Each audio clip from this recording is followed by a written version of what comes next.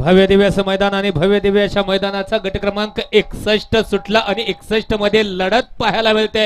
अतिशय सुंदर अशा गाड्या पळतात आणि सुंदर गाड्यामध्ये सुंदर अशी लढत पाहायला मिळते।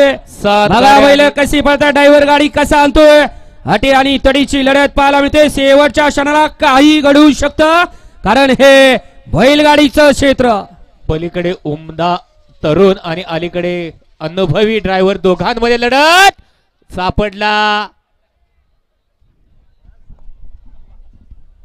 म्हणून पुढच्याना आम्ही सांगतोय जपून पुढे बघा, मोबाईल वरती मैदान पाहायला मिळतंय।